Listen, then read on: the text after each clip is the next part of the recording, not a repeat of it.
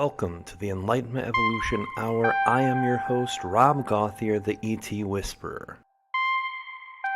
The Enlightenment Evolution Hour is a part of the Enlightenment Evolution Network. Any ideas or opinions expressed by myself, the guest, or a caller may not necessarily reflect the same opinions of the Enlightenment Evolution Network. Enlightenment defined. It's the state of giving and receiving greater knowledge and understanding about a certain subject or situation. Evolution defined. The gradual development of something, especially from a simple to a more complex form. So what then is Enlightenment Evolution? The state of giving and receiving greater knowledge as we develop from a simple to a more complex human being, living on Earth for our soul's experience. Welcome now and join us as we explore our Enlightenment Evolution Hour together.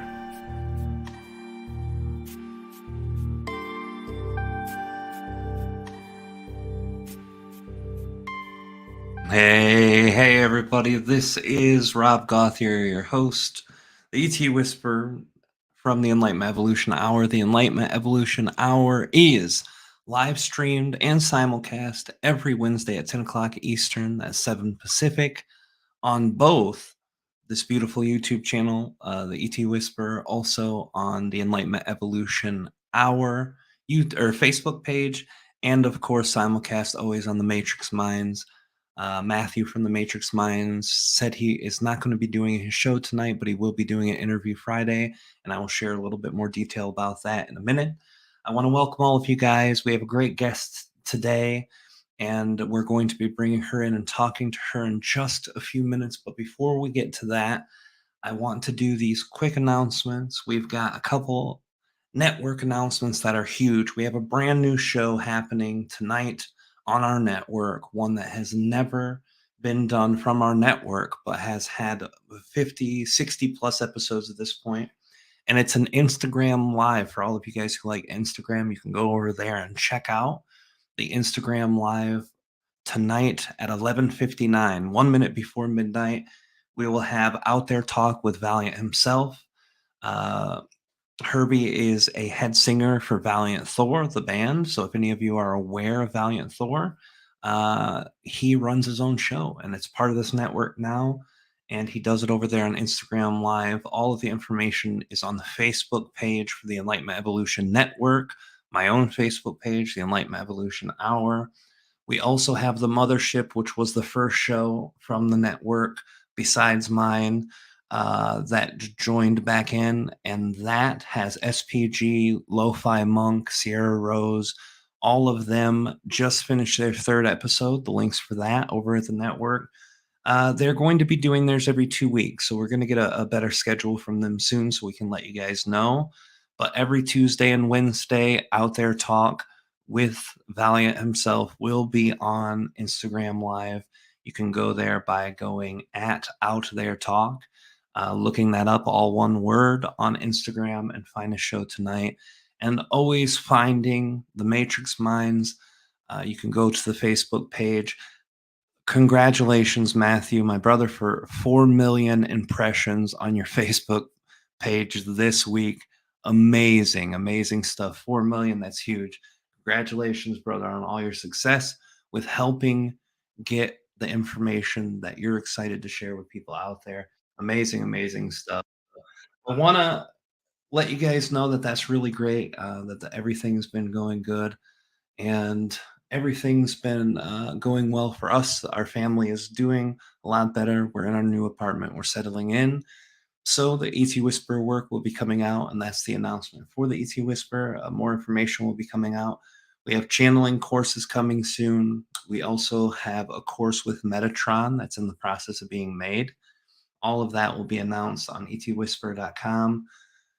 Thank you all in the chat, too. I see a very active chat from everybody over there at the Matrix Minds and over here on YouTube. Thank you guys for being here. We love you. We appreciate you guys for being here, your support, and all of the things that you do. Tonight, I want to talk about our guest. Our guest is a very amazing lady. Ellen Meredith is an author of Your Body Will Show You the Way and The Language Your Body Speaks. Two amazing books that were great information embedded in. And basically, the title explains itself. A lot of the energy has to do with communication of your consciousness with the body, with the mind, with the soul. Amazing details in books.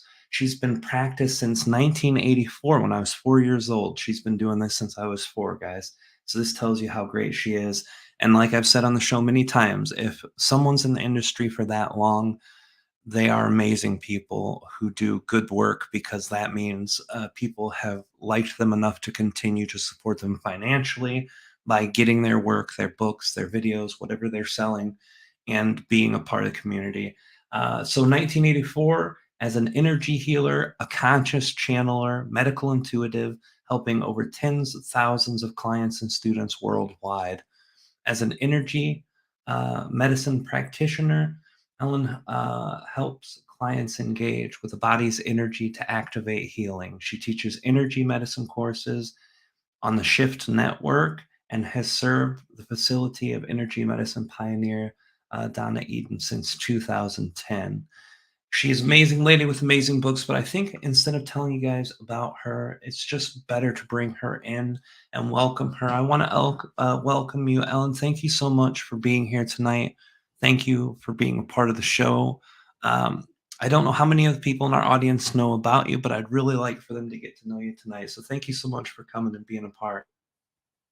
Well, thank you. I'm really happy to be here, Rob. I'm happy to meet you. We were talking before we came on that we're both from Michigan originally, and at least Yeah. I am originally. I'm not living there now, and so I was excited to meet another channel from Michigan. But I'm also happy to energetically meet the people who are listening. So hi, everybody out there. I'm kind of feeling you through the waves. We have one of the greatest audiences that I've ever seen. A lot of people in our audience are really great, really open with interest, excitement, intuition, and a lot of the conversations we have clicks well with them because they want to see these different perspectives from all the different people. I want to get into a lot of the things dealing with the body of work that you've done, a little bit about your history and stuff. But the first thing I really want to check in with you about is the first question I ask each of our guests that come on. And you have a story, and you've told that story many times through many interviews. You probably have videos that you've done with it, sharing how you got to be a channeler. But the question that interests me as much, or if not more, in some cases, what created the person that you are that gave you an opening to have that story? So, the childhood experiences, young adult experiences, teenage experiences that kind of opened you to be open to have these types of experiences. How did that come to fruition for you? You know, I love that question, Rob, and no one's asked me that. So you had given me a heads up that you might ask that, and I gave it a little thought. I really believe that our soul, or whatever you want to call it, your spirit, really chooses the family and situation you're born into as a kind of doorway to to wake us up to what we want to explore or experience in this lifetime. And I'm not saying we decide, oh, I'm going to come in and experience abuse. So I don't want people to hear it that way. But we come in and it awakens us to some of the themes or issues that we're probably going to be exploring for the rest of our life. And sometimes it also awakens us to the themes that are part of our life mission. And in my case, I thought of two pieces that were almost juxtaposed with each other, a kind of really negative experience and a really positive experience that that entered into dialogue inside me almost. And the first was that I chose a father in particular who had savant syndrome. And savant syndrome is kind of like Rain Man without the autism. I mean, it can include autism. My father was not autistic, but he was a calculating wizard. He could watch a train go by and tell you what the number was on each car and what they added up to. I mean, he could do all sorts of interesting mathematical calculations. He was a science, kind of a genius with science. He became a physicist. He went to MIT at the age of 15, studied physics, graduated at 18. I mean, he was kind of Oh, a wow. brainiac. That was part of my doorway, was this father who was very gifted, but he was also very limited in maybe emotional things. His emotional intelligence was pretty low compared to his brain power. And he was obsessed with wanting to have a child who was also gifted like him. And I got assigned that role. So at a very early age, he declared that I was gifted. And I have some talents. I am not a math genius, and he had that wrong. Not in any way a math genius, but he had me do math problems for his friends, or he taught me bridge at a very early age. I mean, he was, let's just say, socially not as aware as he could have been.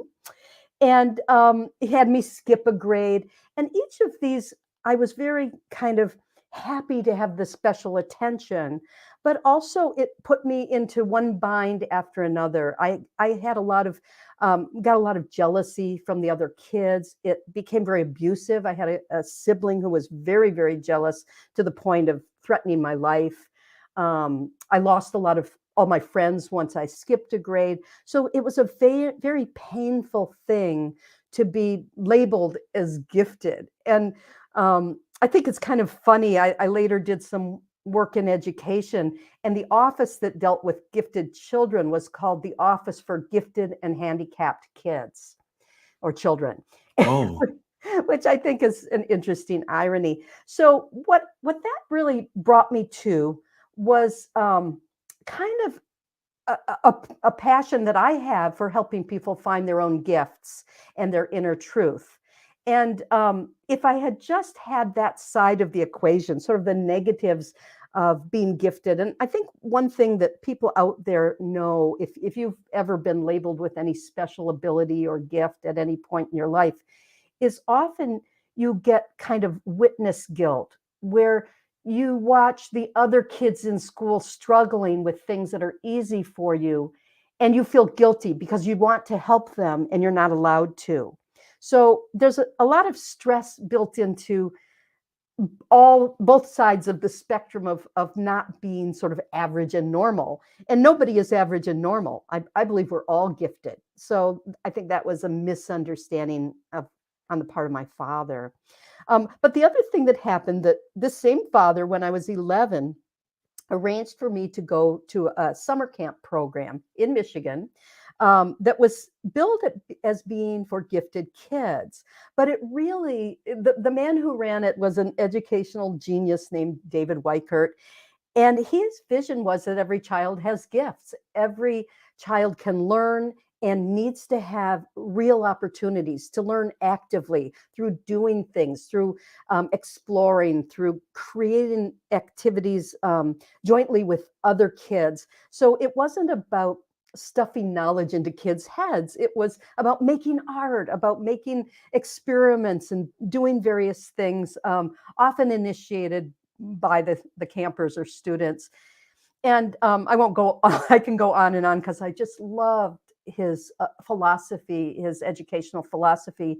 And it really set how I think about teaching and learning as a very active, engaged experience, not passive, just listening and taking in things, but really interacting with everything and making it yours. And that came from that experience. And I felt like I died and gone to heaven, to be honest. It was an experience in creating community, and all the kids had input into what happened there. It was, kids are, when I was growing up, I'm in my mid 60s, well, going on to late 60s, we were kind of sidelined and just sort of supposed to do what everyone told us to do in school and wherever.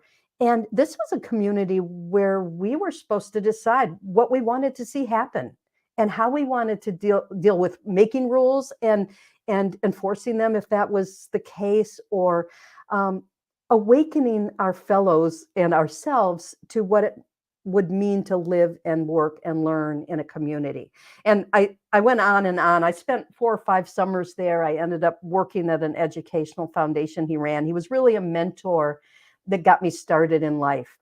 And I don't know if that's too long a story about how that created me, but the importance of when kids have something that grates on them, that often awakens us. But also when we're given a chance to see a vision that's different, a kind of more utopian vision of what could be, even if it's an afternoon of something that could be true or could be possible. I think that goes a long way to waking people up. And what it woke me up to was my mission in life, which I like to characterize as helping people find their own gifts and helping people to find their own inner truth. That's amazing, and I feel very resonant with that. I've often spoke to our group here, people about the energy behind tragedy, hardships, adversity, and overcoming those being one of the greater things about being on Earth and being a human. One of the great teachers, not pain and suffering, Yeah. but just the adaptability to that and getting over it and finding the strength within you. But I think that vision, that perspective of utopia is actually the different side of the same coin, because what that does is it gives you hope, but in a different way. Instead of figuring out how to overcome something, it's showing you the possibility of what could be. And that's a very beautiful aspect. And I think you're right. It resonates very deeply with me to be able to show a group of children who are, especially in that time, kids today don't realize how much more interaction that they're able to have with adults and with people who are considered in powerful positions compared to even, when I was in school and when you were in school. uh, and I know it's gotten less, but it was very much, you should be seen and not heard. Just do what we tell you. You're the kid, I'm the grown up, we make the rules. Yeah. To be able to have that power and that energy there is beautiful. So thank you for sharing that with Sure. us too. And um, it leads me to then, how you came to be. And I know you've told your story before, and I know from being on the other side of the microphone, um, that can be a tedious thing to repeat your story to everyone. But just because this is the first time you've been on the show, or the first time you've been exposed to this specific audience, if you could share a little bit about how you came into your consciousness connections, your channeling, your intuitive nature, your medical practicing with intuitive medical energy, because that's something that's extremely interesting to me, the medical part, and something I definitely want to ask you about. But if you can just kind of share of how you got to that point and what took you there, from this beautiful opening that you shared with us, that would be beautiful. Okay. Well, I've always felt that my life was very guided. I'm going to say maybe not always felt, but since I was in my 20s, I started to realize that there was just too much poetic justice to everything that was happening. Everything had so much symbolic truth to it that it wasn't happenstance. That it was synchronicity rather than just just kind of things happening randomly. I'm a writer, and out of that camp experience, I really developed a passion for creative writing and also for education. Those were the two things that I really loved and focused on in my studies. And in my late teens, I was writing. I had finished a project, a big project, and my grandmother, who was dead at the time, she's still dead, um, came to me, and she appeared in my mind, and she had a message for me. And I wrote the message down and thought, this is great. I just imagined grandma. I love grandma, and I really had missed her. Um, but that afternoon, I was sitting around in my apartment, and someone came to the door who I barely knew. It's just an acquaintance who said, "You know what? I'm going to a psychic fair up in Hope, Michigan. You might know Hope, Michigan. And Yes. I want you want to come with me." And I had never been to a psychic fair. I'd never thought about anything like that. And I said, sure, why not? Let's go check it out. And I didn't know why this person was at my door even, but I thought, well, I know her, so let's do it. So we went to this little spiritualist church in Hope, Michigan, down in the basement. And they had all these tables with psychics from the church who were doing these $10 readings. So I got my $10 reading. I went to sit down, and the woman looked at me and she said, your maternal grandmother is standing right behind you, and she has a message for you. And I thought, wait, she already gave me a message. And then the psychic repeated word for word the message I had written down. And it just kind of blew my brain open to the possibility of other ways of knowing that I wanted to find out about. I asked her, I was kind of a brat. I said, gosh, she already gave me that message. Doesn't she have anything new to say? But then I said, no, I'm just kidding. I said, are you reading my mind, or do you think it's really my grandmother saying this? And she said, I give her credit, it was a $10 reading. She said, it's my belief that your grandmother is really there, and that you get lots of messages and that you just don't know how to receive them yet. And that if you would slow down and just listen for them, you will hear the guidance, you'll hear the messages. And I thought, whoa, that's great advice. And so a couple days later, I was sitting around in my pajamas, being slow. And I noticed in my head, there was a little ticker tape, kind of like the old stock market ticker tape, for those of you who are old enough to know that they were like little letters moving across the screen. And I thought, oh, I wonder if this says anything, because it had letters on it. So I went to my typewriter, because it was typewriters in those days, and I hit, I just typed the letters I was seeing. And it was a message from my inner teachers, who I call my councils, saying basically, I'd ask to know them, and they were going to come and work with me, and they would train me, and I could just listen and take down the notes or the guidance they had for me. And they interpreted a dream I had had the night before, and they explained something I was puzzled about in one of my friendships. And I thought, whoa, I am liking this. This is really cool and interesting. And so I started tuning in with them every day. I've been in training with them for almost 50 years now, and pretty much daily, and often many times a day. And it wasn't so much, I think channeling, there's a lot of myths around channeling, or maybe there's just a lot of different kinds of channeling. I'm what's called a conscious channel. I don't go into a very deep trance, or I don't usually choose to. So I'm conscious while I'm doing it. I can take notes or write it down, or speak it as I hear it. And what I became aware of is, as interesting as the messages were, it wasn't about the information that I was getting. That was good, but that wasn't the significant part. For me, it was connecting to a source wiser than me, or a source of wisdom, and aligning myself with it. And it was doing things to my circuitry inside. It was, I felt myself able to handle more and more intense energy, or whatever, higher vibration, although I don't like all those hierarchies, but this very vibrant energy, it had a kind of tingle to it almost. And I found myself having lots of different perspectives on situations. And my whole life exploded as a workshop. I mean, I would be given a lesson or an insight, and then all my experiences and relationships would be illustrations of that concept that my councils were teaching me. So they trained me. And after a couple of years, one day they came in and they said, you're going to be moving to California, and you're going to get very ill. And in the process of healing, you're going to become a healer. You're going to learn how to heal. And in that whole message, I heard, you're going to move to California. That's all I heard, right? The rest was like, oh, yeah, California. And in fact, I got offered a job in California, a couple months later, and did move to California. And then I did get rather ill. And I went to my MD, who said, I can't help you, but I'm going to send you to a complementary practitioner, which is kind of a miracle in itself, who can maybe help you.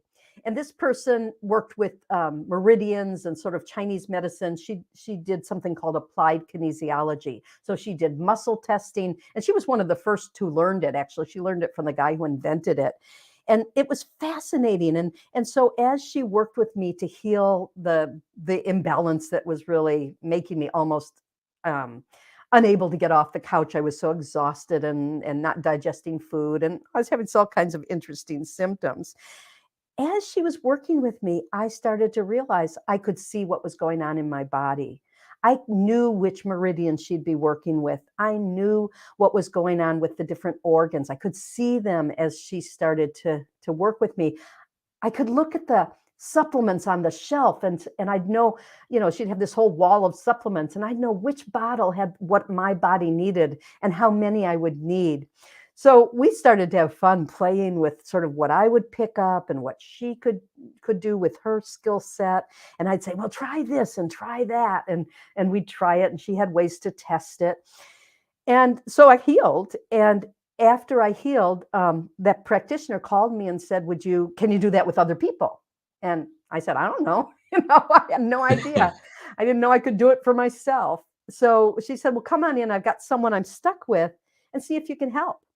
So I went in, and sure enough, I looked at the person. She had a neck that wasn't healing, that was injured. And I said, well, would a hairline fracture right here make a difference? And she said, yeah. And she re-x-rayed, and sure enough, there was a hairline fracture. And that kind of launched me. That first client said, do you do sessions? Do you channel? And I said, well, sure. And I had never done, but I thought, oh, well, I could write for her. And so she came for a session, and I just heard her guides. I heard her teachers, because when I channel for people, I channel for their teachers, their counsels, and it just took off. Within a year, I had to quit my day job. I was teaching at a university out there. I had to quit my job, and well, had to. No, I didn't have to. I chose. Right. Like the universe forced me to choose this really fun stuff. So I chose to go full time as a psychic channel and medical intuitive. I was working in the office of this doctor and with a couple other folks. And yeah, it just took off, and I never advertised. It was all word of mouth, and I had a full-time practice for years and years. And sometimes part-time, because I also did some work, because I'm a writer and trained in communication. I did some work as in international child advocacy. I just felt so passionate that children need the opportunity to have the experiences that can make them come alive and find their gifts. So I did part-time international child advocacy work as well. But now then I went back to full-time energy medicine healing work, and I've been doing that, oh gosh, for 15 or 20 years again. So, I mean, my total career has been 38 years of doing this stuff. That's fascinating, and to be able to find that gift in the middle of your own experience of being ill and having the synchronicities line up one after the other, that I can understand why you feel that you're being guided through that by your guides. And it's fortunate enough for people who learn how to listen to their guides to kind of connect with the insights for that right part of their journey. All journeys are good, but the one that feels right, and you lined up to be able to help so many people, is truly fascinating. And I do want to touch on one part, because as a channeler, I'm a trance channeler, deep trance channeler. Like, I Uh-huh. go all the way out Yeah. when I'm doing it. And a lot of people who listen to the show, one of their great interests is learning how to channel. I know you have experience with teaching that, Yeah. but for conscious channelers, what is some insight that you might be able to give to them that can help them with the biggest problem with conscious channeling, the part of them that says, I don't know if this is coming from me, my guides, my higher self, whatever entity beings, a lot of people concerned with, interference, like dead Right. humans playing tricks, things like that. What Right. what what helps give the best type of insight and understanding and trust in yourself? Well, a couple things. And, I think that all channeled information, no matter how deeply entranced you are or not, comes through the instrument that's receiving it. It gets shaped by that instrument, just like music gets played on an instrument and it sounds different on a flute or a cello. And, Yes. it's not that one kind is more pure than the other, but I think we all need to take responsibility for the keeping of the instrument, for the care and feeding of the instrument, so that we can play the best music of our soul. So that's one piece of it. Another piece is that we tend to be a right answer in a community or a society that loves right answers, and we love them right now. So we ask a question and we expect the answer to come toot sweet, like right away, like now, now, now. I just asked the question, what's the answer? And with that focus and that mentality of what's correct and what's the answer, and I want it whole and I want it to be the whole answer, and all of that, we cut off our way of letting ourselves learn something we didn't know before or hear something that we couldn't conceive of 10 minutes earlier. Because if we're always receiving it through the analyzing or naming mind, then we are framing it or shaping it into how that mind already knows how to work. So, with conscious channeling, even though I'm conscious, I'm in a slightly relaxed state. I'm in a slightly altered state of consciousness. You might not look at it to know it to look at me, but I certainly wouldn't want to be behind the wheel of a car driving while I'm channeling. And I do that to kind of turn that part of the mind off that likes to slice and dice and put things into little shapes and boxes. And instead, I think the way you get around that is ask really good questions, much better questions. And those are the ones that start with give me insight into. Give me insight into this stomach ache I'm having. And not what's wrong with me? Why do I have a stomach ache? What's going on here? But just give me some insight and being willing to receive it in every possible form the mind can receive information in. And the mind being the body as well. So it could come through a sensation in your body. It could come through seeing an image either in your mind's eye or literally having your eyes drawn to something. It could come through something you hear, either words you hear in your head or a song or a rhythm or a sound that again your attention is drawn to. The information that comes through guidance, if we translate it too quickly into English, it gets very linear. And when it's linear, it's already being distorted. So the more we can activate our own poetry, our own use of imagery and metaphor and experiences, you think about, you look at someone and you want to read their energy and say, what's going on with their energy? If you can look and say, wow, that guy looks like he's a ball that was dropped from a really high building and he's still bouncing, just some metaphor or image that captures the feel of what you're picking up. It's going to be a richer awareness than if we're trying to talk in that linear, declarative, instructive language that we tend to use in every day.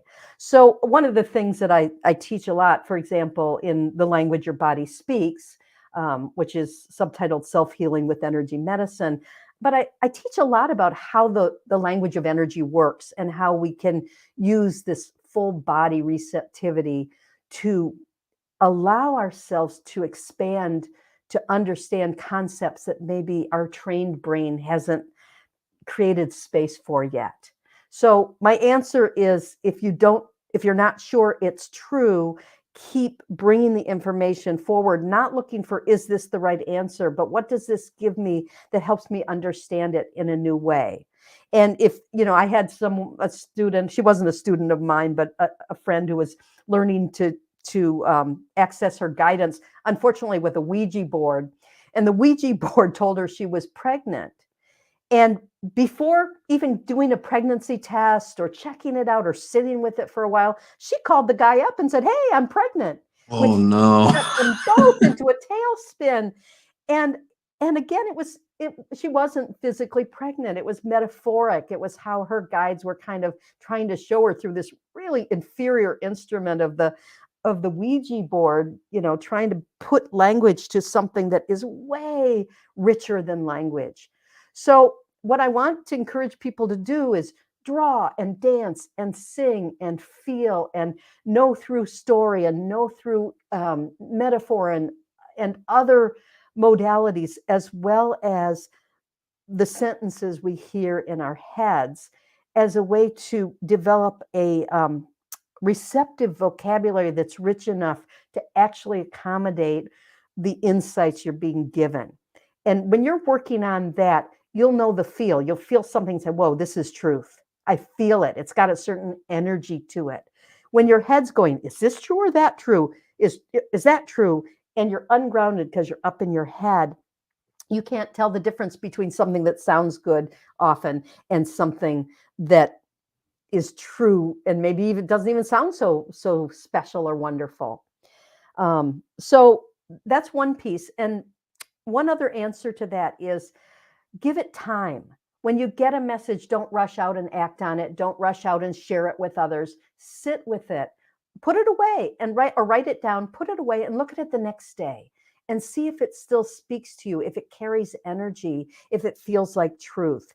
And I think the training of channeling is about learning to feel truth from the inside versus sort of what we do in our culture, which is sort of truth for exchange value. Like I'm going to say something and you're going to be impressed. And then you're going to think I'm really wise and, oh, this is so cool. And that, that kind of is only a piece of whatever, even if what I'm saying I feel to be true, it's only a piece of it. It has to be what you find for you that illuminates your circumstances. So then you have to ask yourself, did what I channel shine a light on something? And what am I seeing that's new or different and feels right because that light got turned on by what I came up with?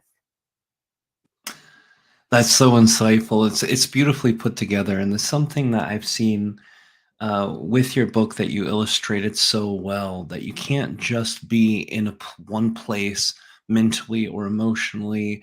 It's got to be the whole thing. And this is something a lot of people ask when working to try to channel. They continuously ask, is it something that you have to know with your mind? Is it something you have to know with your heart? Do you get a gut feeling? And it's all of those and more, Yeah, and I love the way you absolutely. illustrate that. Yeah, and it Um, doesn't come for everyone through words. For some people, they just get an image and they can use that image for months as a touchstone, as something that they can plumb and unpack and use for guidance. There was a book on channeling years ago by Catherine Riddell. I don't know if you ever ran into it. She interviewed all these different channels about how they did it and what their method was. And there was one channel in there that blew my mind because and I don't remember his name, but he said, well, every year I channel one phrase or one word, one sentence, and I use that for the entire year as my guidance. I just unpack it, I explore it, I learn it inside out, I use it as my guidance. And he considered himself a channel. And I thought about it for a while and I thought, because I got page upon page because I'm kind of long winded. And I thought, no, he's right. How much truth do we need?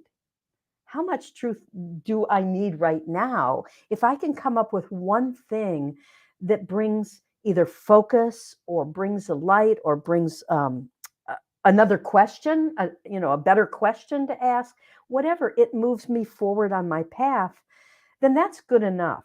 So I think that people look at channeling as the final product of what they hear people saying who are channels. And I think that it's more productive to think of it as a spiritual practice. And, it's kind of like, are you praying to connect with the divine energy, or are you praying so you can show off and show what a good prayer you can make? And Very true. if the answer is, well, I'm praying to connect in with the source of divine within me, then it doesn't matter, then you're in the channel. And I think we forget that channeling is about connecting up with a source of wisdom, getting into that channel so you have access to that energy for your own awakening, your own uh, illumination.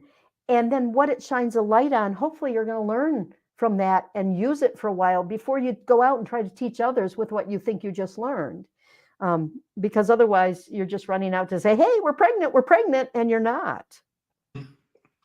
That's a fascinating story with the Ouija board, but it does show that prime example, not just of how society works today, but just in general of the desire to have a neatly packaged, quickly implemented instant gratification in spiritual advancement. There's no such thing. It's an experience of learning and being that Right. that creates that. So I love that. And Yeah. I speak to so many different people with so many different ideas and topics and perspectives, but hearing you talk about some of these things is actually blowing my mind in some ways too, because there are a lot of people who've had the experience of channeling for multiple years or multiple decades. um, with some people, it just becomes second nature. So it's like, it's not really important. But when I hear you talk about it, I feel that excitement that's still left for that. And that's something Yeah. that I've had issues to before, because it's a profession for me, and it's how I make my money. There can be times where certain aspects of it become a bit overwhelming. I always love the channeling. That's the Uh-huh. easy part. But administration, things like that. How do you suggest for people to keep excited during their spiritual advancement? Because everyone's running into problems in their lives. The last few years on Earth, Uh, the collective, it's been a mess. Um, I told you personally what has happened with my family in the last month. All these yeah. crazy things that people bump into. How do you keep an excitement to still want to explore these topics and these energies that you're pulling in through your intuition and insight? I think by not thinking of them as topics, by thinking of them as exploring the roots of your very essence of your being, of who you are, of the spirit that you are. And I like to say that the body is the instrument, and the mind is the musician playing the instrument, and the wiser self is the music that you're trying to play on this instrument. And how do you stay excited about that? Well, keep finding new repertoire, keep finding new songs to play, and try to play on this instrument with this mind and with this source music that we have. And that's I'm going to ground it, because that's a little more abstract. I mean, my latest book, Your Body Will Show You the Way, is full of activities and exercises of awakening to different aspects of the guidance system that's um, ingrained or woven into every fiber of our being. I think that what we're all being asked to do, all of us, even those who thought we were kind of enlightened and great channels and blah, blah, blah, we're being asked to bring it into the instrument and embody our spirituality, not operate from the brain up, not operate through the words and the knowing in our thinking brain, but help people and ourselves. We'll start with ourselves and then help other people to cultivate all the different ways of knowing through our body, through our sensations, through the part of us that makes art. And I do think that art is one of the ways to develop your spirituality and get excited about it. And one of the things that I think kills the enthusiasm is turning it in. I mean, when we do it professionally, right, it becomes a job. It starts to have exchange value, where if I have to make a living, then I have to do it really well, because then the more people come and all of that. And that there's some reality to that, and that's fine. But if instead it's like, each time you enter into a conversation, either as a professional or as um, an amateur, or a beginner, where you're saying, I am encountering these things. Why do you want to do it? Why are you here? I got excited, and I've been doing a few interviews, and I'm sorry to those of you who've heard me elsewhere if there's repeats, but I got excited about talking to you because you're a unique spirit. You are yourself. You're nobody else. It turns out you're from Michigan. We have a lot in common. you bring your own perspective, you have your own energetic signature. So meeting you is interesting. We're going to have a conversation that's different from any other conversation, especially if I'm not like, just reciting all the things I got in my list of points I'm supposed to be making about the book. And I just think that's how you keep it alive, by remembering this is life. This is life. We're having experience, and we're codifying our experience, and hopefully we're codifying it in a way that's artful, that brings pleasure to others. And we also have to be receiving the artful codifications or the artful creations of others. And if we're just putting out and not receiving, we're going to go dead. And if we are not being artful in ourselves, or stopping to appreciate every moment of artfulness, then we lose our joy of being alive. And it's been horrible. I mean, the last couple of years have been really hard because the shared narratives are such bad stories. Like, those are not books I would want to write. If the news were a novel, I would not want to write it. I don't want to read it. These are not my stories. So more and more, I think we're being asked to step into our authorship, into our agency, into I am creating stories for my life, and you are creating stories for your life. And I'm not talking about alternate facts and fake reality.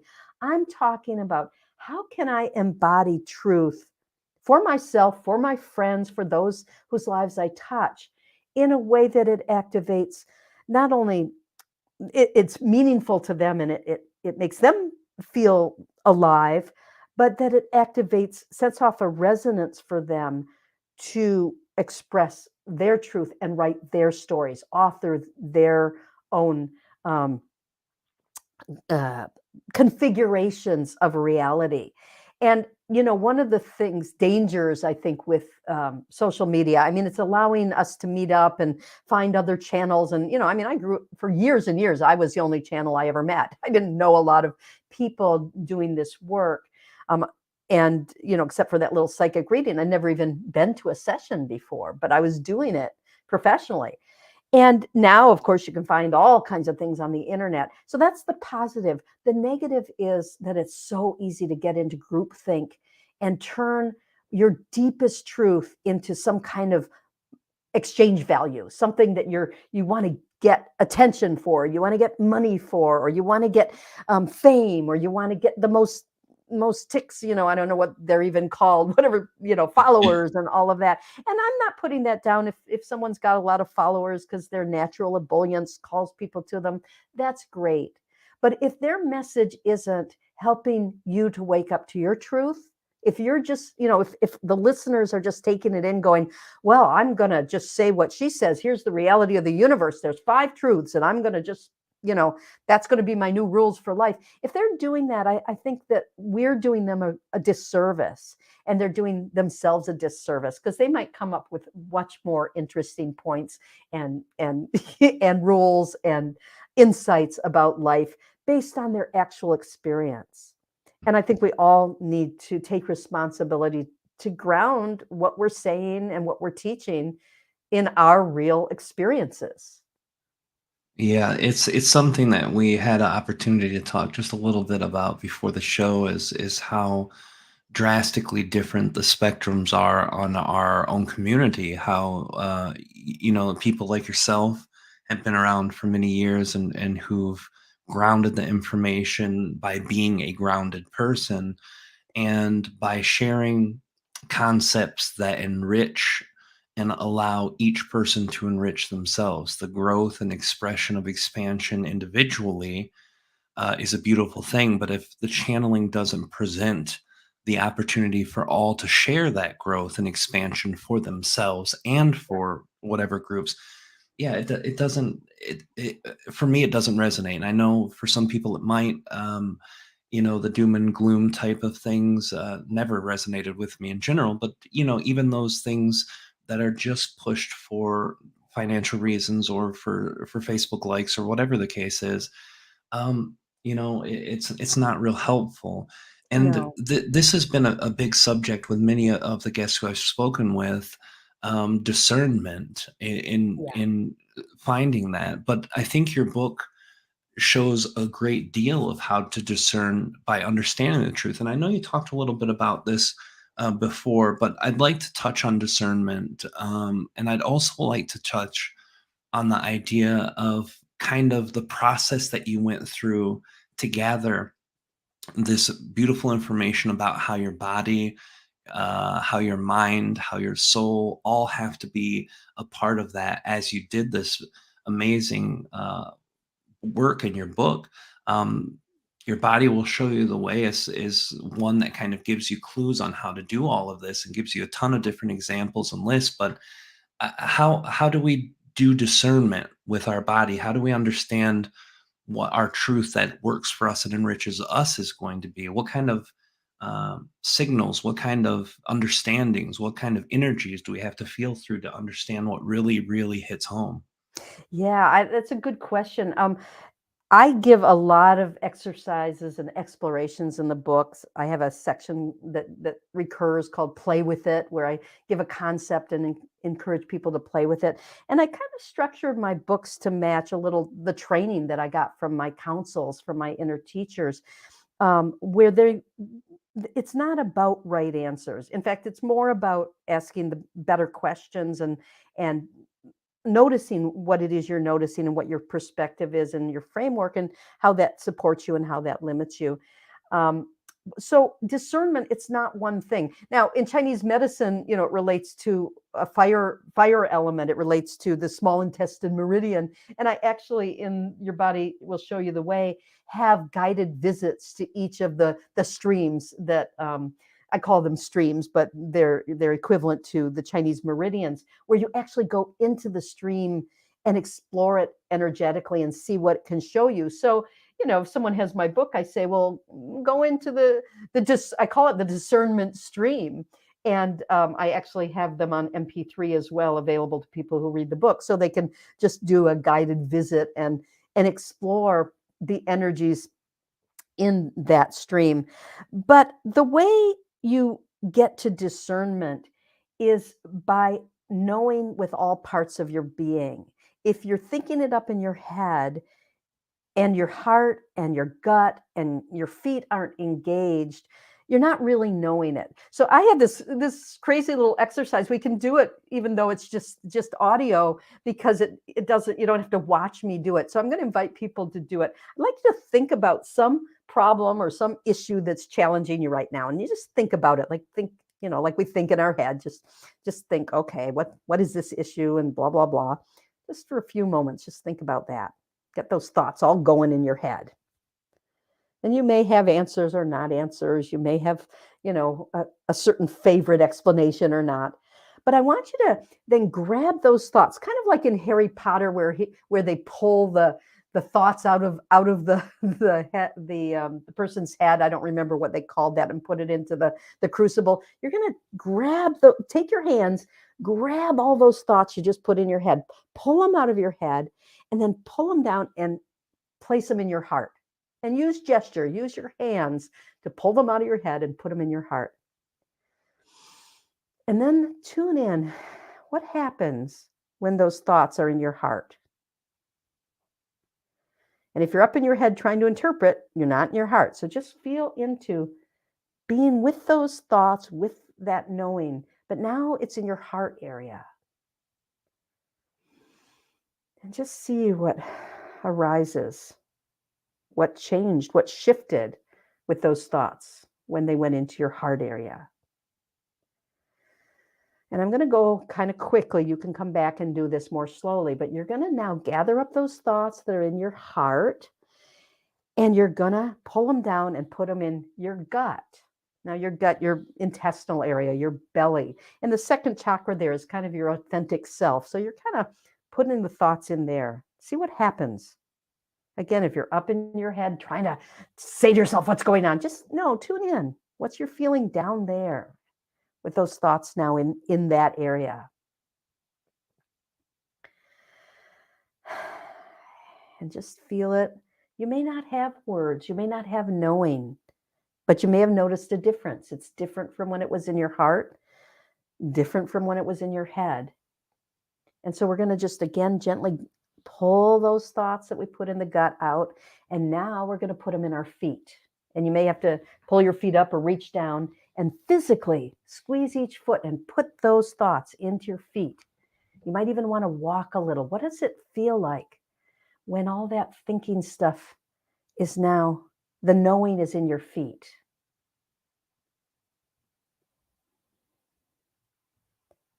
And I'm just going to leave it there. You can pull, if you want to pull it out of your feet and maybe give it into the hands of your guides and say, okay, show me where all this thinking stuff needs to go. Or maybe the guides can put it in the universal recycling bin if it was just a lot of wheel spinning in your head. And then just sort of bring your attention back and reflect for just a moment on how did it change? How did your knowing change when you put it in different centers in your instrument, in this amazing cross current or cross hatch of knowing that is your whole body? I'll tell you that I did the practice with you, and I'll share a little thing that happened with me, just for insight. For me, going through a lot of the things that we've been going through have been difficult, and as soon as I took it out of my head and put it into my heart, instantly, the emotion was actually pretty overwhelming, choking me up even a little bit. Just the recognition of how much I use my head to process so many things in life.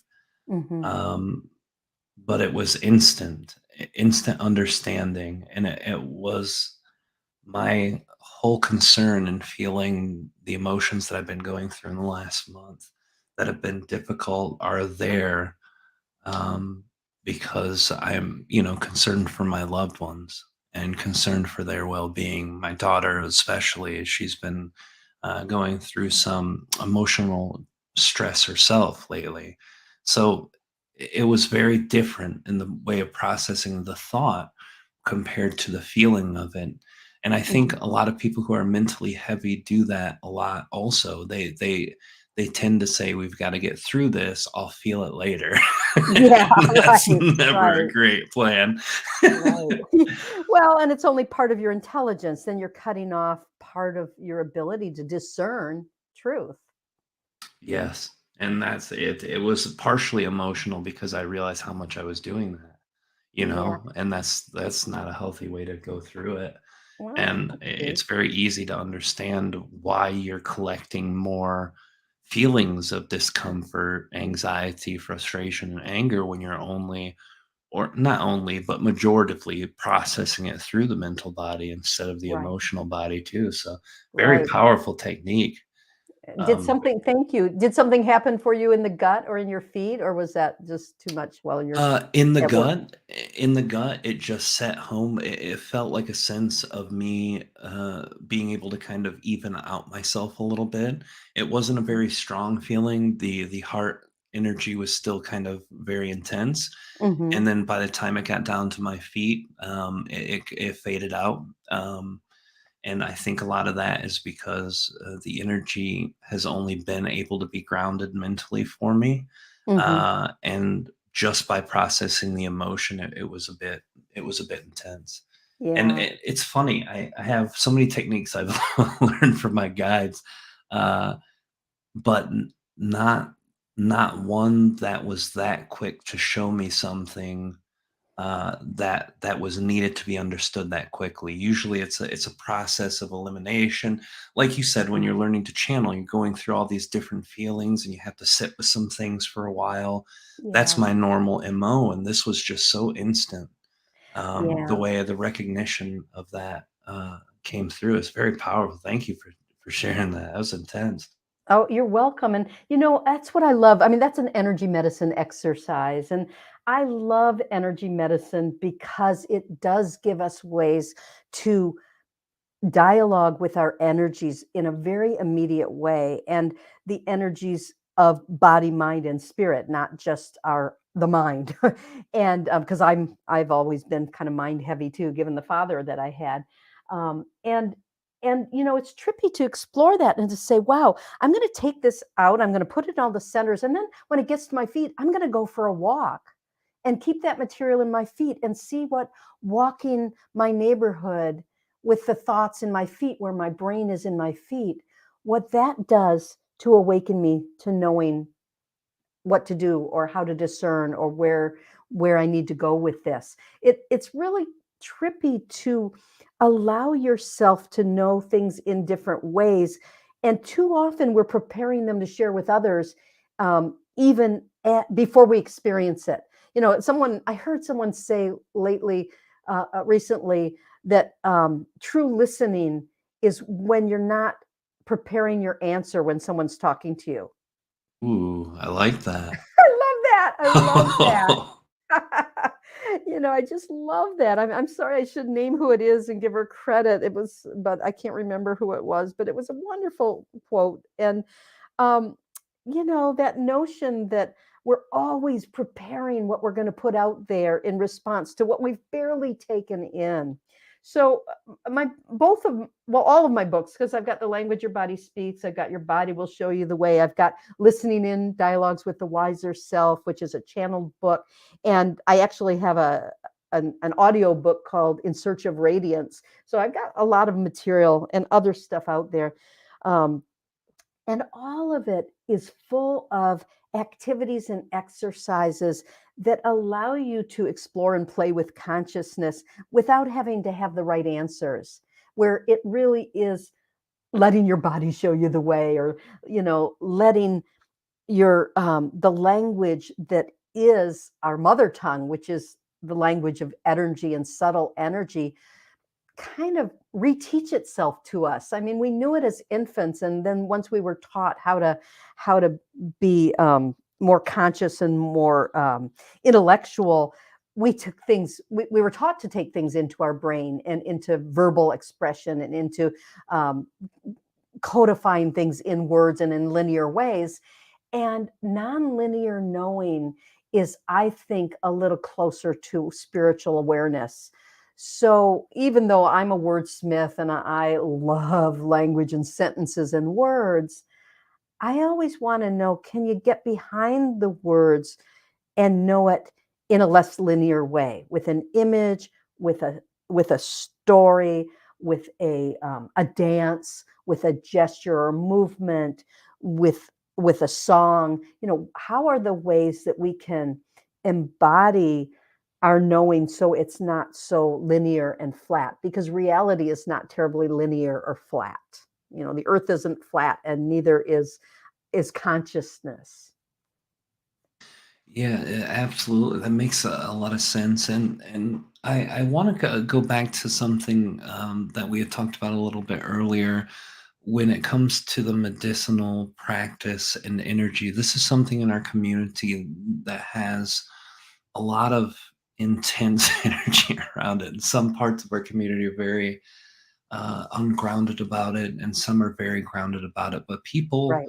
tend to be concerned when dealing with people who are psychic intuitives or medicinal channelers or practitioners of medical things in general, just because so much of the Western medical energy societal stuff has kind of been shoved down our throats since birth. You know, you're slapped on a Right. table, and I don't want to take retract from some of the miracles that science provides us, but I do want to share how can we share healthily about these things to people who are already a bit gun shy about that, who are a little concerned about that part of the community, because obviously, you know, by your practicing this and working with people and finding how well you do, you know your abilities and gifts. But how do you find someone to find the right person to help them when they're going through medical things that Western science can't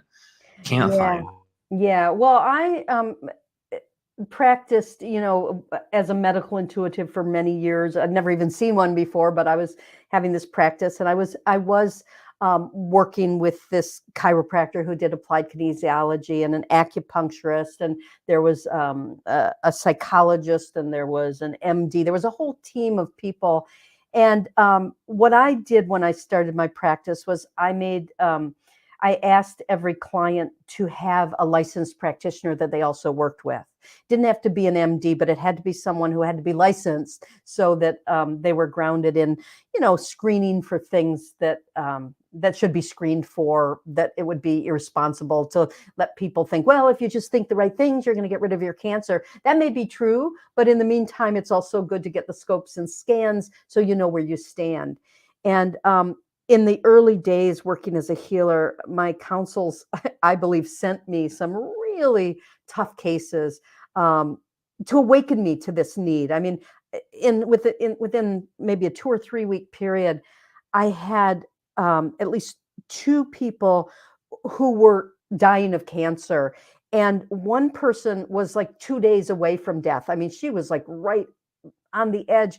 And she had refused all Western medical treatment because she believes she should be able to use her will and her energy to heal herself. And she didn't know the first thing about how to heal her energy, because probably what made her sick was that will of, I've got to dominate everyone. And she actually had a partner that she'd almost made a slave to that illness. It was a very sick and upsetting situation. And she brought me in kind of as a Hail Mary, like, now you have to provide the miracles. And my teacher said very clearly, the miracle here is for her to recognize the ways in which she's refused to let her energies grow and transform, and that her body's done, and that she needs to release this partner who was practically a slave, and with her blessings. And so the healing wasn't about fixing the cancer. The healing was to bring wholeness where the brokenness really was in that situation. There was another situation where a woman was dying of cancer, and the husband brought me in because he just couldn't bear to not try every little thing to help his wife recover. And he brought me in, and he left us alone, and she looked at me and she said, I'm dying, And I said, yeah, I know. And she said, and I'm fine with that. Your job here isn't to heal me. It's to help him come to terms with the fact that my life is ending and I need to get on with it. And so again, I was taught, it's not, healing isn't about coming in to be the hero to fix what's wrong in physical terms, although often energy healing will do that. It is about bringing wholeness. I mean, the word healing comes from the old English, helen, which means to make whole. And if you say, my job is to help you find what is broken here and what needs to be made whole, and what needs to be recognized that is valuable and true and special and amazing in you as a spirit trying to have a physical experience here that isn't so fun. If I can help the energies move in accordance with what that soul is trying to accomplish, often I've seen miracle healings. I also have seen moments where people came to recognize, oh, this is my exit strategy. I had one woman who we got to an awareness. She had a cancer that was breaking down lots of different things in her body. And she had a whole team of energy healers and alternative healers. And she'd done some Western medicine. And she really wanted to heal at first. But when we looked at it, it was very clear that she wasn't making any boundaries. And because she wasn't willing to make any boundaries, her cells weren't making boundaries. They were just galloping and replicating like crazy. And, I showed her how, we could make some boundaries. And she actually got better for about a week. When we made boundaries, everything got better in her body. She started to recover. And then she said, you know what? I don't want to have boundaries. I want to be boundaryless. I think I want to go to the realm of spirit, and I don't want to be in body, because that's the one thing I don't want, is to have to deal with boundaries. And when she got that clarity, she said, I'm actually dying kind of on purpose. This isn't happening to me. My body is enacting a choice I made to refuse boundaries. And she was able to explain it to her family and her loved ones and her team, and she died a very peaceful death.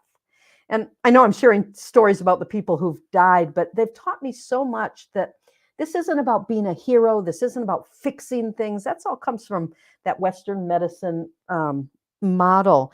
It is, if you think about the word medicine as in Native American, like, oh, that's good medicine, or make it a medicine bag, where you bring symbols of what's sacred to that being to create the bag that represents their wholeness and what they need in order to thrive as a soul, either trying to be in body or trying to get out of body. Then energy medicine isn't so threatening. It's not like I'm going to replace Western medicine with these techniques. We're doing something very different. We're integrating body, mind, and spirit, sometimes for the first time in that person's life. And all of us, I mean, I don't know, maybe I can't say all of us, everybody I've ever met suffers from the fragmentation and the disconnection and the partitioning and all the chopping into little pieces that we go through, both coming into the body and forgetting who we are in our larger self. And then also just in this society that is so particulate, that is so split apart. We have a doctor for every different part of us, and even when you have a health issue, the heart doctor can't recognize lung issues.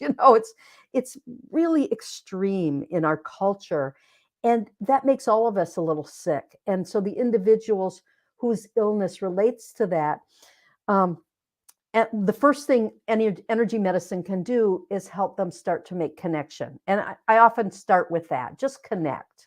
I got a whole chapter in my book about just connect, because if the energies can't connect up to speak with each other, then there's no circuitry and the information's not getting where it needs to go. I don't want to go on because I got lots of books and they're long books, and I got lots of freebies. I've got a YouTube channel. So I don't want to go on and on about that. But I want to say that when we apply the expectations of Western medicine to energy healing, you get into this kind of ego tug of war of, I can do this stuff that you can't do. And it's like, no shit, Sherlock, you can, because working with energy is not the same thing as chemical communications in the body.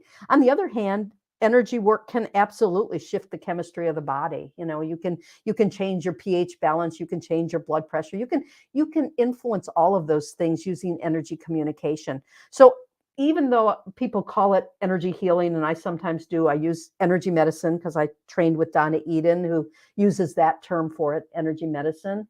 If you think of it as energy dialogue for healing and for wholeness, you don't fall into those traps of, yeah, but you're just a charlatan. You're just going to promise things you can't deliver. It's like, you don't expect that of Shakespeare. You don't go to Shakespeare and go, well, yeah, but he's not scientific. We don't expect that of Shakespeare. We don't go to a Shakespeare play or read a sonnet expecting it to work a scientific working. And I think that we need to just recognize that our realm maybe sometimes encompasses some of the realms that science is now trying to claim. I mean, energy healing is thousands and thousands of years old, and there are some things that acupuncture can do that Western medicine can't. On the other hand, there's some things Western medicine can do that acupuncture doesn't do. And we're fortunate to have access to lots of different modalities that can help us to accomplish something that maybe we couldn't have done 30 years ago.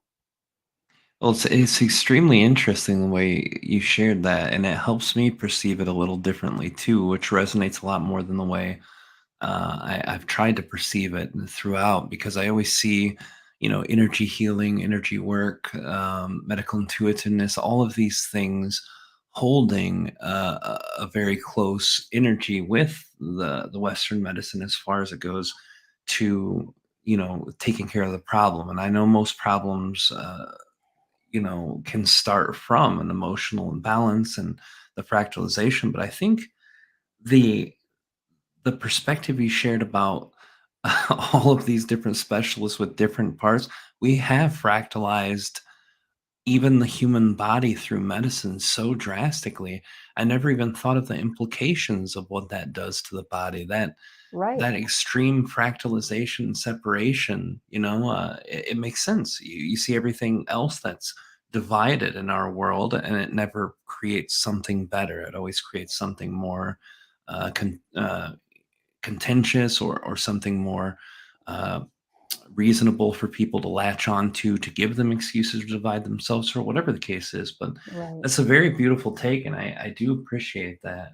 And I also want to thank you, Adam Twister, for the donation. We appreciate you guys doing support here, and dropping donations. So thank you for that, brother. Um, so we're getting close to the end of the night. We've got the lightning round, which I want to do, and then after we're done with that lightning round, I want to give you some time to let people know a little bit about the projects you have going on, where to find yourself, the book, and all of that.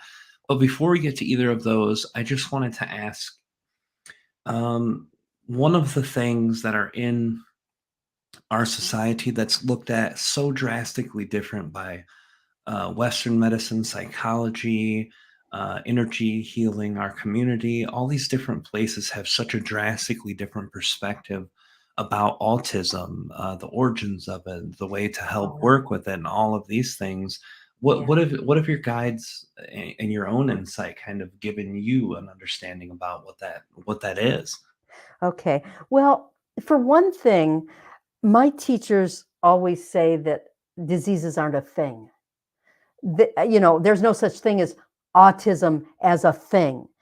There's You may have 1,000 individuals who've been diagnosed with autism, and each of those is their own configuration of what the soul needs, what the instrument is tuned to do, what the mind has been trained to do, etc.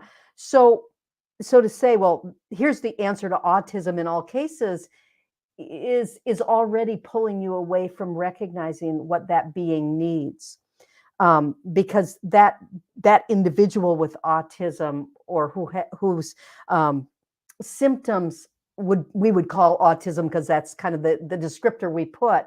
Even that isn't accurate. There's so many different flavors of autism, right? Right. And if you're talking about someone with high functioning Asperger's, that's a really different configuration than what you see with someone who's nonverbal and can't care for themselves.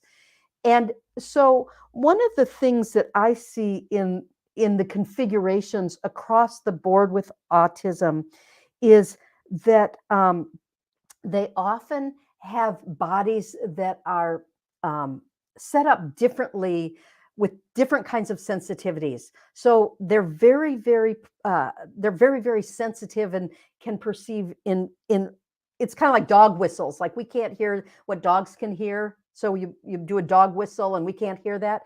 Autistic people have things that they can perceive in energies that those of us who aren't autistic can't perceive, but because they're raised by people who aren't autistic, they have no way of um, putting words to it, expressing it, putting it into some codification and other people are sort of denying it, like, no, there's no loud obnoxious sound.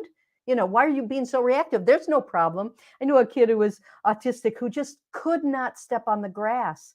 For him, that grass was so loud, he couldn't walk on the grass. His mom was going, there's nothing to be afraid of. Grass isn't scary. It wasn't about fear. It's that for him, that grass was a whole community of beings that were so damn loud, he couldn't step on them. It would overwhelm him.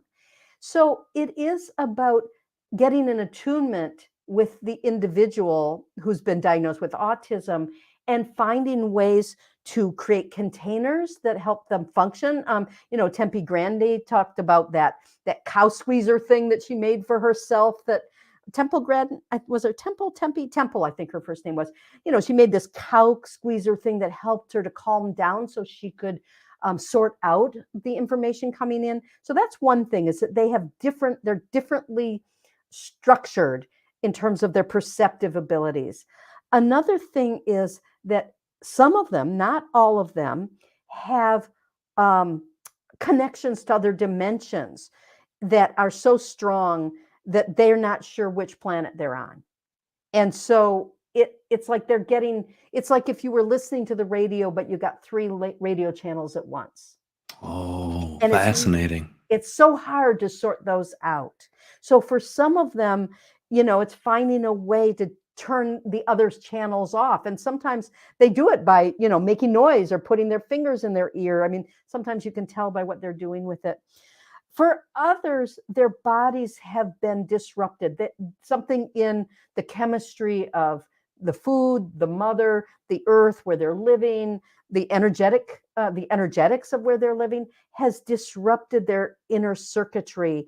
And there's so many energetic disconnections that their body can't communicate with itself and it can't communicate with you. And so they're in constant reactivity. And that's where Eden energy medicine, or the style that I'm teaching in the language your body speaks, and your body will show you the way, that energy dialogue stuff is really helpful, because they're little exercises, like putting one finger in the belly button and one finger at the third eye and pulling up. That's a Donna Eden exercise called a hookup, that often calms the nervous system and allows the front and the back to talk. It connects some central corridors of your communication system. So the things that I teach in my books aren't about autism, because it's not autism. It's about how do your subtle energies work? How do they move? What do they need in order to support?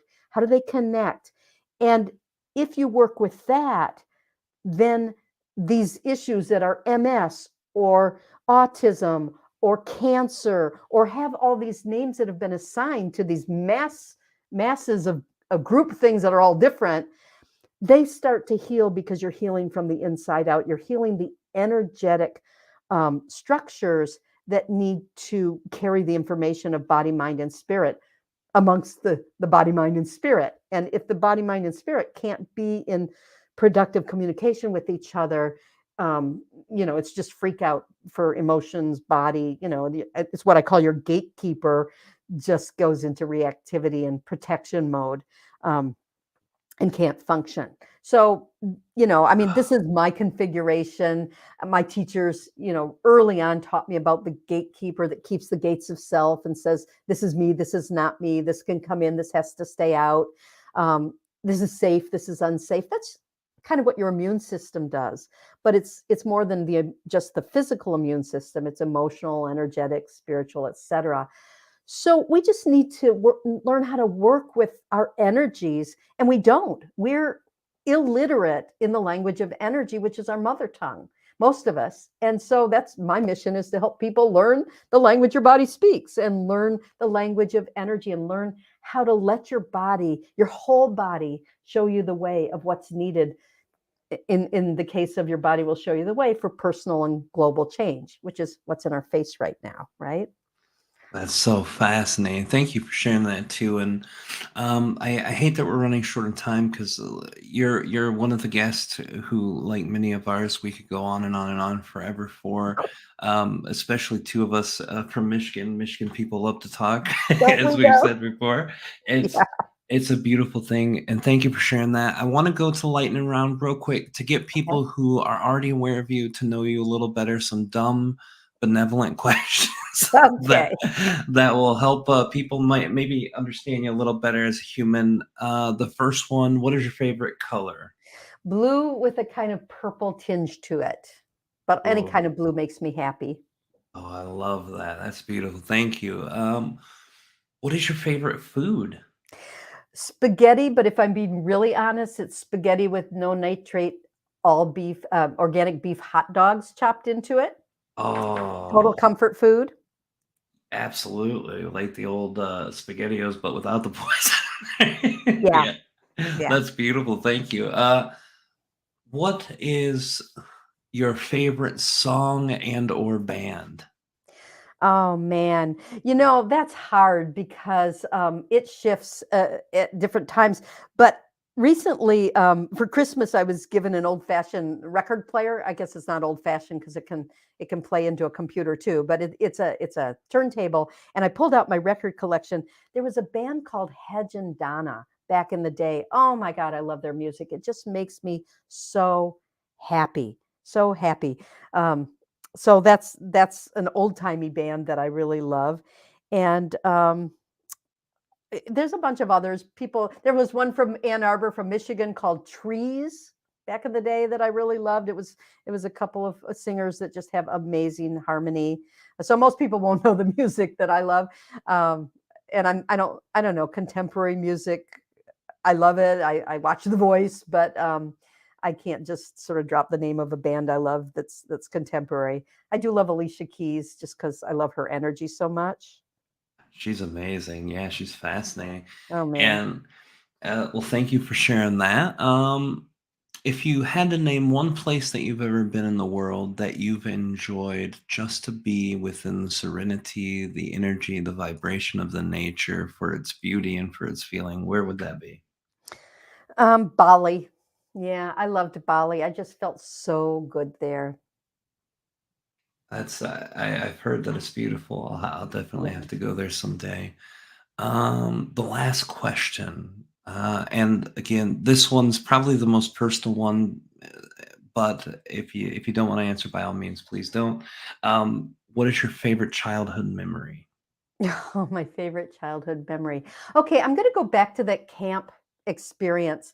One thing they did at that camp is once a week we had what was called a council meeting where we would walk in silence as a large group all the way out to this campfire that was out in the fields and up on a hill, and we'd sit around it in silence, and we there'd be a theme, and we just contemplate a little like a friends meeting and just get insights. It was my first experience with spirituality that wasn't about external prayer or external ritual, but was about listening to what arose within. And I just remember having feeling my spirit just soar. I just felt ecstatic in this group of people all sitting and being quiet and listening together. I mean, these were kids, right? 10 to 16-year-old. And it was just such a joyous experience.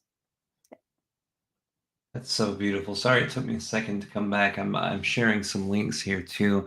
Well, I first of all I want to thank you for sharing all those things personally. But I also want to share you for all the insight. You've taught me a lot. It gave me a lot of things to think about. Some of the things in my life I, I've been butting my head against for the last couple of years, and I've needed some readjusted ways to feel and think and to play with, but I haven't had that energy of exploration within me and that mental energy overcome. So you've done a great service to me personally, which Ah, is the benefit of this show. I get to learn and do as much as everyone who listens. So thank you for that. you're And welcome. thank you for showing up. I know you're busy. I know 90 minutes is a lot of time. I know you're doing a lot of work, and it's been a great pleasure to get to know you and connect with your energy. And by reading your book, there's so many fascinating things in there. I could literally pick your mind for a year if we had, but we don't. So I I want to give you the opportunity to let people know where to find your books, because your books are chock filled with some of the most insightful information. People who do well with techniques, chock full of these techniques. And there is a question I wanted to ask you about the book that I forgot, and it's a real quick one. I notice you break up certain words with a Uh-huh. hyphen. Yeah. What is it? The energy of the word that you're trying to emphasize there? Is it something with the etymology of the word? You mean like a peacekeeper would have a hyphen between it? Yeah, but there were some other ones too. I'm trying to think of the specific ones that I saw a couple of times. Yeah. Oh, Yeah, dis-ease, for yes, example. disease was one of them, and another one was sickness, I think, or not sickness, something to do with illness. I cannot remember specifically. It's Right. horrible, but Right. yeah, some of those. Okay. I mean, I don't do a lot of it because I don't want to be gimmicky, but every once in a while, I think it's important to look at the roots of words and what the meaning is within them. Like I talked about Halen meaning wholeness and dis-ease meaning not having ease. Because if you have a dis-ease, the what you're trying to cultivate is ease. And we don't do that. We attack disease in our culture, and that doesn't bring ease, which is what's needed because you've got disease. So sometimes I think the words themselves give us keys to how to heal something, because within them is the path to wholeness. And so I do it sometimes consciously that way. I think that's what you mean by the hyphens. I also grew up in an era when complex words had hyphens, and now the trend in editing is to put them all in as one big long word. And sometimes I look at it and go, what is that? So sometimes I fight with my editor to say, well, can we just put a hyphen there? Because it's just too long. And sometimes I win. So that's that. And how to find me. My website is ellenmeredith.com, and it's all one word, Ellen Meredith. So ELLENMEREDITH.com. That's a good jumping off point for all my other stuff. You can read about my books there. They're available at all different bookstores, but I have links to some of them that where you have free shipping or whatever. I have lots of other courses on DVD and and CD available as well. And my other two books that I mentioned that come from a different publisher are there. And then I teach courses on Shift Network, so you can look at me up on Shift Network if you want to take a class with me, either live or downloaded. And I've got a YouTube channel with lots of free videos, including a free course on energy medicine for working with virus, which I think is still timely, and post-virus and immune system stuff. So that's at Ellen Meredith is my YouTube channel, and various other things. So I'd say the way to connect up with me is go to ellenmeredith.com and start from there. And I'd love to hear from you. And I hope people get a chance to pick up these books and work with them, because you can play with them for a year or two. It's a pretty cheap cheap way to get ongoing access to the work that I put together over the last 40 years or so. Yeah, and the beautiful thing about the book too, as suggested, it's not something that you have to read through page one through. You can actually Right. pick it up and just go to any page and get something that you need, which is something that I found extremely relevant to most channel material. And I know Yeah. this isn't the directly channeled book as your older one was, but in a way, with you being a channeler, I mean, most of your insights come from that higher source of energy anyway. So Right. Yeah. it's a beautiful thing.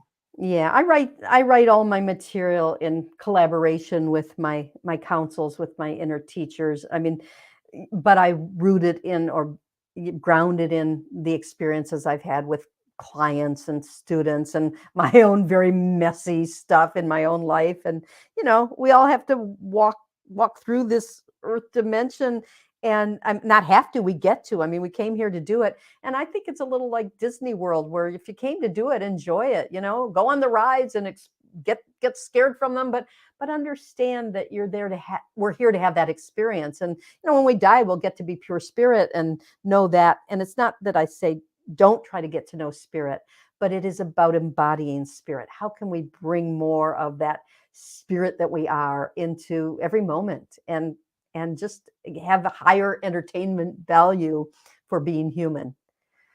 Oh, absolutely. And I love that. It's a beautiful, beautiful concept too. And thank you again for all of your insights. All of the links that she just said, guys, are going to be in both the description of the video on the place that you watched it and on the pinned comment on the ET Whisperer YouTube channel. So go ahead and go there. Look, we've got the links for the website, for the book, for the YouTube and Facebook, and the website will take you to all the other stuff anyway. And that one is the ellenmeredith.com. So go check that out, guys. Thank you again, Ellen, for being here.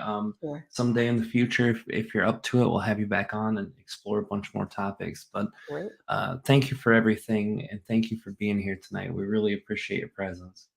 Well, thank you. I've really enjoyed it and enjoyed your work as well. So thank you so much. Well, thank you so much. I appreciate that. And everybody, we're going to be here next week at 10 o'clock Eastern Time on the Matrix Mind and ET Whisper YouTube channel and Enlightenment Evolution, our Facebook page at 10 p.m. 7 or 10 p.m. Eastern and 7 Pacific.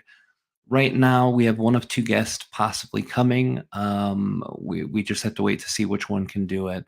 But we will be announcing some more guests. We've got Michaela Sheldon are going to be here on May 5th, I believe. It's down the ways away, but we'll make sure to keep you guys in the loop of that. We've got a lot of great guests coming up, and make sure you're checking out the new shows for Enlightenment Evolution Network, and that's Out There Talk with Valiant himself on Instagram Live and the Mothership on YouTube and the YouTube channel, The Mothership. We're going to be integrating those videos over to the network's YouTube site soon.